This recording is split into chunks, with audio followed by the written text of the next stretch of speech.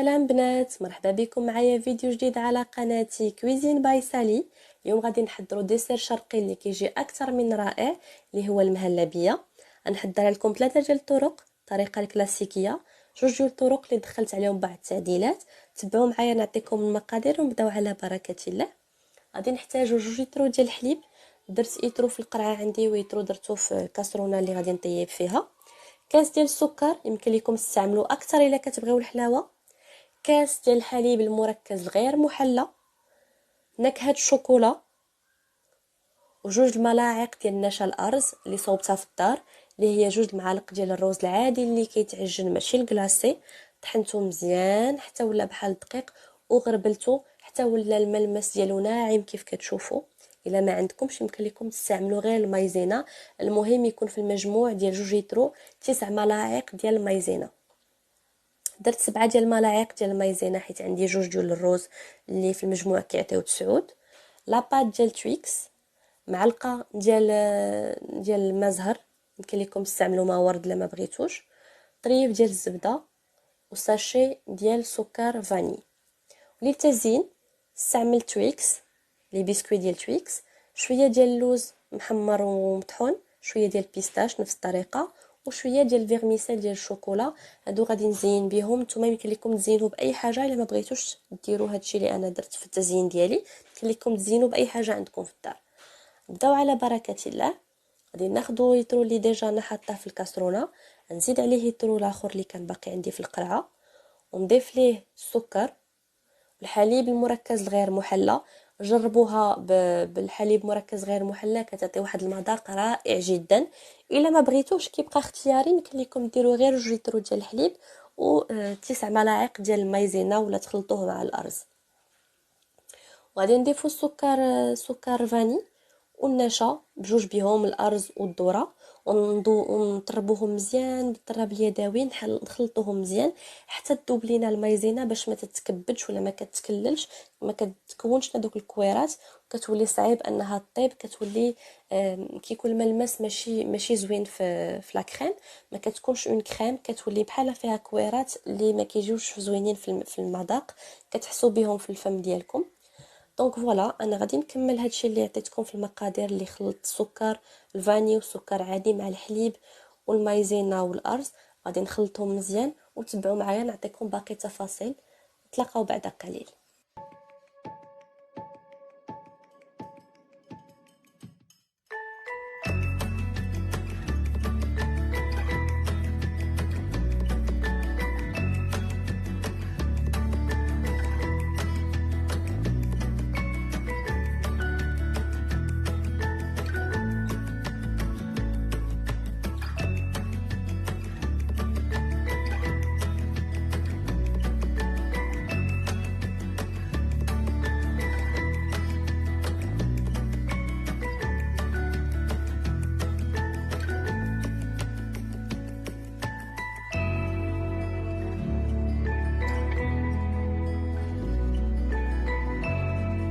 من بعد ما طربت مزيان بالطراب اليدوي الحليب والمايزينا والسكر والفاني والارز، خليتهم حتى دابوا مزيان مع الحليب.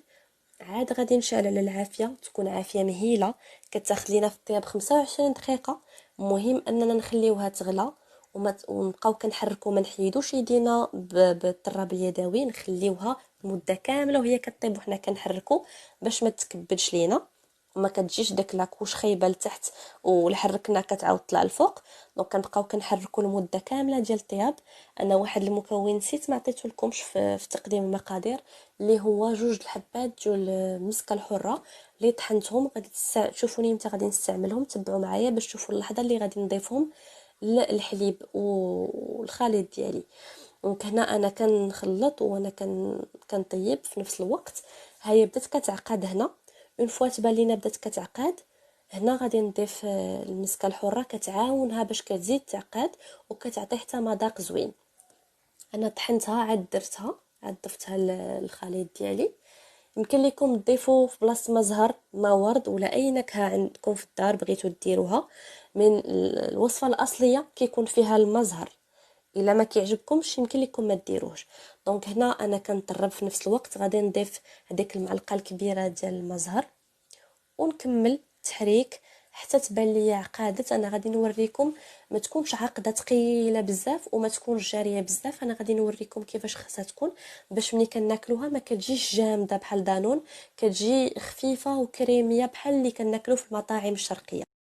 كيف كتشوفوا ها هي بدات كتعقد، كتكون واحد الرغوه من الفوق، غادي تحيد من بعد اون فوا طيب غادي تحيد. هانتوما كيف كتشوفوا كتولي ثقيله واحد شويه. مهم ضروري جدا اننا نخليوها تغلى. علاش؟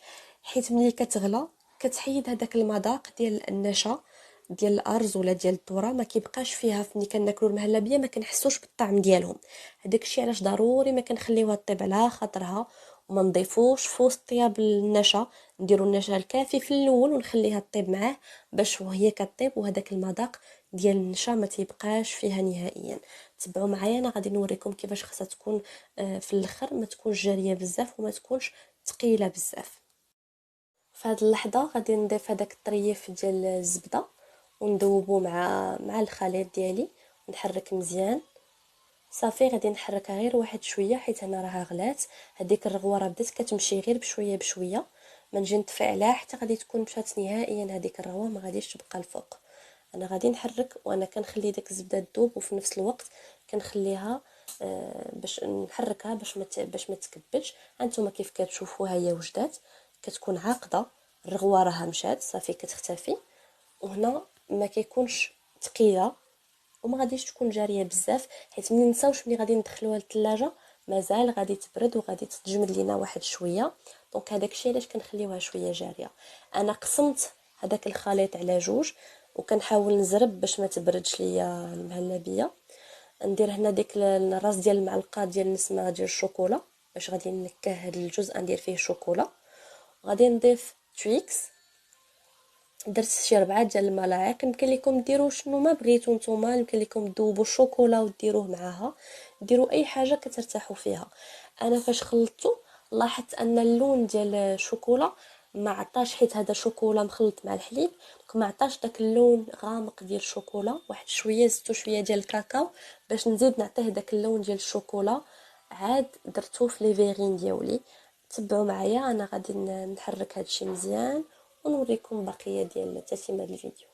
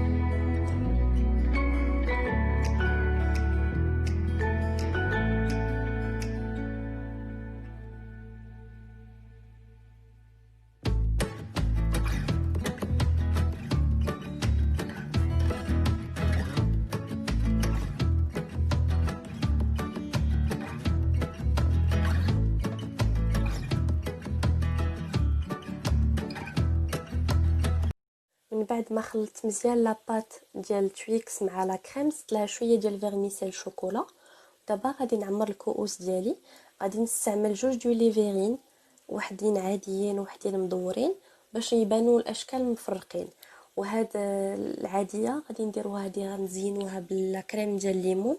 غادي نعمرها غير حتى للنص ونحاول نتكيها واحد شويه ولا نميلها واحد شويه فوق زلايف ولا فوق شي مول ديال لي مافينز ولا ديال الكاب كيك باش تعطيه هاد ملي تجمد غير النص ونزيدو لها ديك لا كريم ديال الليمون كتعطي واحد المنظر زوين. انا غادي نكمل الكؤوس ديالي وغادي نوريكم كيفاش غادي ندير ليها باش تعطينا داك الشكل. بالنسبه للناس اللي ما كيعجبهمش الليمون يمكن لكم ديروا اي فاكهه طحنوها وديروا بها لا كريم.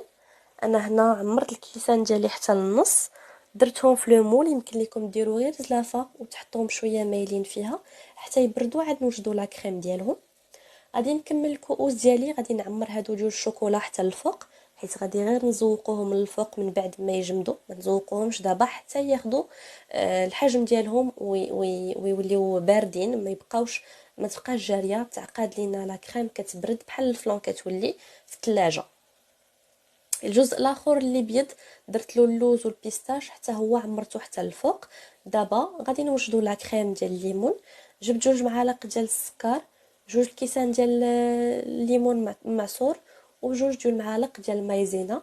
غنديروا نفس الطريقه، نديروهم في كاسرونه ونديروا المايزينا ونديروا السكر ونخلطوا مزيان قبل ما نشعلوا العافيه حتى يذوبوا باش ما يتكوروا لناش وما يتكبدوش. كيف كتلاحظوا راه غادي يبانوا لكم واحد الكويرات ملي كنكبوا مايزينا في الليمون، كيبقاو واحد الكويرات اللي خصنا نطربوا مزيان قبل ما نشعلوا العافيه حتى يذوبوا. عاد نشعلوا العافيه ونديروا عافيه مهيله وحنا كنحركوا، ما نحبسوش تحرك حتى تبدا تعقد لينا، ما نخليوهاش تجي عاقده بزاف وماشي جاريه بزاف. ما نساوش كيف قلت لكم قبيله اون فوا كندخلوها للثلاجه كتزيد مازال تبرد وكتعقد اكثر. كنخليو ليها واحد شويه ديال كنخليوها شويه جاريه باش ملي كندخلوها للثلاجه كتزيد تعقد لينا وكتبرد لينا كتولي بحال الفلون. انا هنا بدات كتوجد ليا لا كريم، غادي نصبها فوق هذوك لي فيغين اللي سبق لينا وجدناهم ودخلناهم الثلاجه حتى بردوا، حتى خداو الشكل الحجم ديالهم باش ما يتخلطش لنا المهلبيه مع الليمون.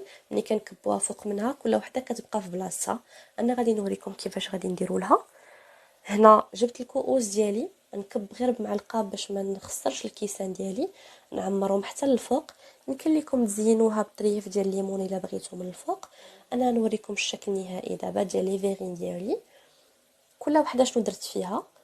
الاولين درت فيهم اللوز تويكس حتى بردوا عاد زينتهم.